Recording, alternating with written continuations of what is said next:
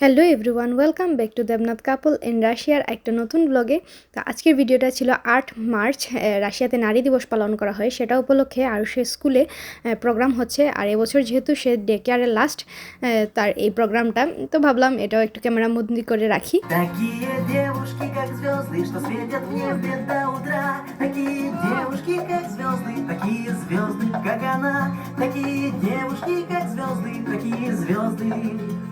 Как она.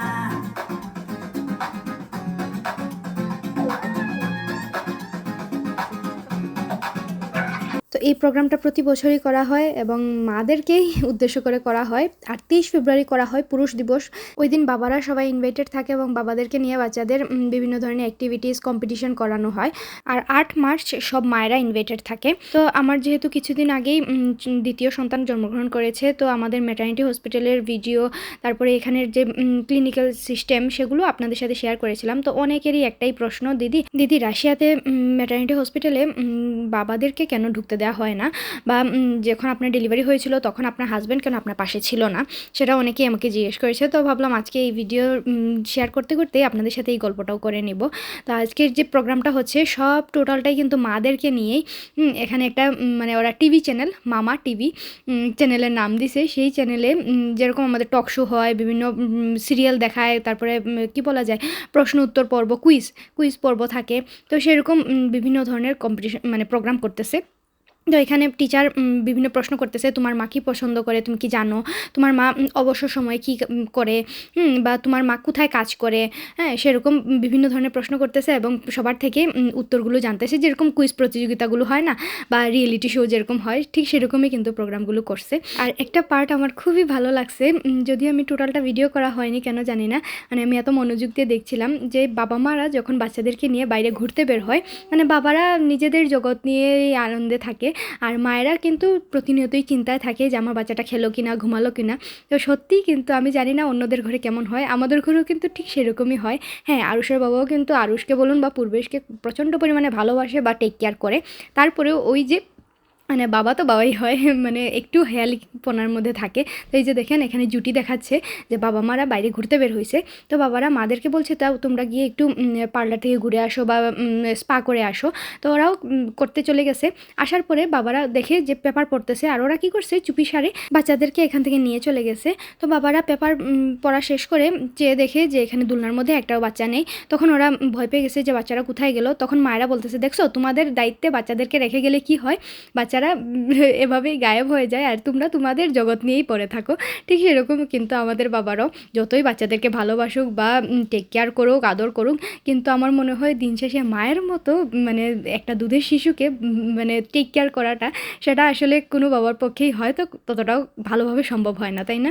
তারপরের পার্টে ছিল যে একজন মায়ের কতগুলো রূপ থাকে। উনি যেমন রাঁধুনি হিসেবে ঘরে বেস্ট থাকেন, ঠিক সেরকম উনি সব কাজ সামলে নিজেকে ফিট রাখারও চেষ্টা করে। ঠিক সেরকম উনি ঘরের কাজের পাশাপাশি বাইরে গার্ডেনিং করা কিংবা বাইরের কাজগুলো একই হাতে সামলান। আর সব কিছুর পরে নিজেকে রিল্যাক্স করার জন্য উনি একটু না একটু সময় বের করে নেয়। মানে এখানে দেখানো হচ্ছিল যে সামারে যখন আমরা সানবাত করি, সেটার জন্য মায়েরা নিজেদেরকে প্রস্তুত করে নেয় যে একটু হলেও সময় বের করে। তো এখন আপনাদের সেই প্রশ্নটার উত্তরটা দেই যে ম্যাটারনিটি হসপিটালে কেন আরুষের বাবা যাননি। এখানে কিন্তু আরুষ হওয়ার সময় আরুষের বাবা গিয়েছিলেন। ওনাকে কিন্তু আগে থেকে ফুল বডি চেক আপ করে যেতে হয়, মানে 24 ঘন্টার ভেতরে ফুল বডি চেক আপ থাকতে হয়। তার আগে কোনো রিপোর্ট ওরা অ্যালাউ করে না। যখন আপনার পেইন উঠলো তারপরে হাসপাতালে গিয়ে বাবা মানে তাড়াতাড়ি করে চেক আপ করে ফুল বডি তারপরে আসতে হয়। এবং যদি এই টেস্টের মধ্যে কোনো ধরনের রিপোর্টে কোনো গড়বড় আসে তাহলে কিন্তু আবার বাবাকে অ্যালাউ করে না। মানে রাশিয়াতে মোট কথায় যে ডেলিভারি টাইমে পার্টনার অ্যালাউ থাকে সেরকম খুব কম হসপিটালেই থাকে। আর আরুষ হওয়ার সময় একে আমি নতুন রাশিয়াতে এসেছিলাম, ভাষাও খুব একটা ভালো জানতাম না। তো ডাক্তারকে আমার কোনো সমস্যা হলে কিভাবে বলবো, তার জন্য আমি আরুষের বাবাকে বারবার করে রিকোয়েস্ট করেছিলাম যে আমার যদি মানে ডেলিভারি টাইম আসে তুমি অবশ্যই আমার পাশে থাকতে হবে। তো সেই কারণেই উনি টেস্ট করে তাড়াতাড়ি করেই মানে লাস্ট সময়ে ওখানে প্রেজেন্ট ছিলেন। আর এবারের সময় যেহেতু আমি নিজেও জানি মানে ভালোভাবে ভাষাটা আমি পারবো বলতে, বা আমার কোনো সমস্যা হলে কোনো কিছু প্রয়োজন পড়লে আমি ডাক্তারকে বললে ওরা আমাকে প্রচণ্ড পরিমাণে হেল্প করবে, সেটাও আমি জানি।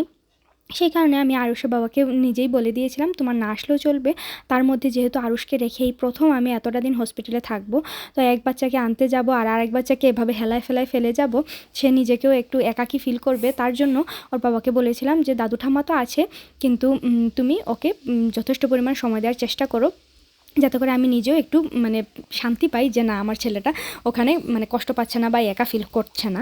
তো তার জন্যই আসলে আরুষের বাবা যাননি। আর এখানে ডাক্তাররাও যেহেতু প্রচণ্ড পরিমাণে হেল্পফুল, তার জন্য আমার মানে ওই একাকী ফিলটা বা ওই যে আমি একা পারবো কিনা সেই ভয়টা আমার হয়নি।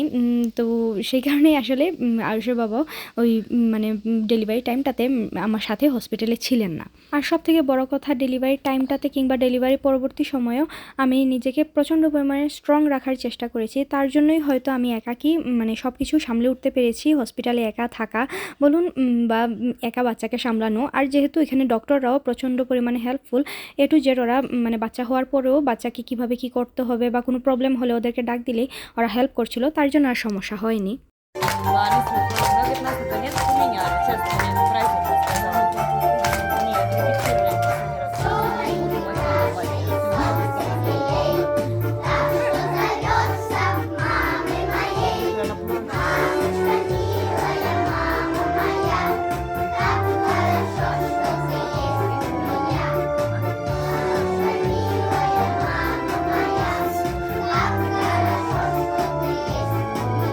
তো গানের একটু অংশ রাখলাম, তার কারণ হচ্ছে যারা রাশিয়ান তারা তো বুঝবে এই গানটাতে কী বলেছে, আর যারা বুঝবে না তাদের জন্য তো আমি আছি এখানে। কিন্তু মানে বারবার বলা হচ্ছিল যে কি ভালো আমার জীবনটা যে মা তুমি আছো আমার পাশে।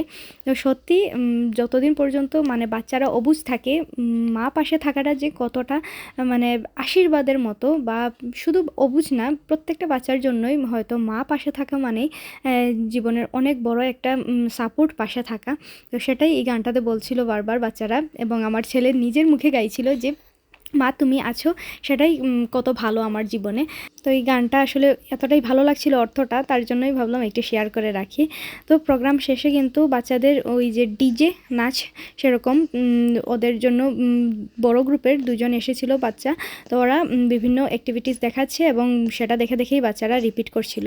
আর তারপরে অবশ্যই মায়েদের সাথে বাচ্চাদের নাচের একটা পার্ট ছিল, এটা প্রতি বছরই থাকে মানে প্রোগ্রাম শেষে মায়েদের সাথে। তারপরে আবার মায়েদের কিছু কম্পিটিশনে ছিল, তো সব কিছু শেষ করে বাচ্চারা ওদের রুমে চলে যায়। আর সেখানে কিন্তু ওই যে 23 ফেব্রুয়ারি প্রত্যেক মানে ছেলে বাচ্চাদের জন্য গিফট ছিল, আর আজকে 8 মার্চ নারী দিবস উপলক্ষে প্রত্যেকটা মেয়েদের জন্য গিফট অ্যারেঞ্জ করা হয়েছে। তো গিফটে সেম জিনিসই কিন্তু রাখা হয় ছেলে এবং মেয়েদের জন্য, হয়তো কালারটা একটু চেঞ্জ করে।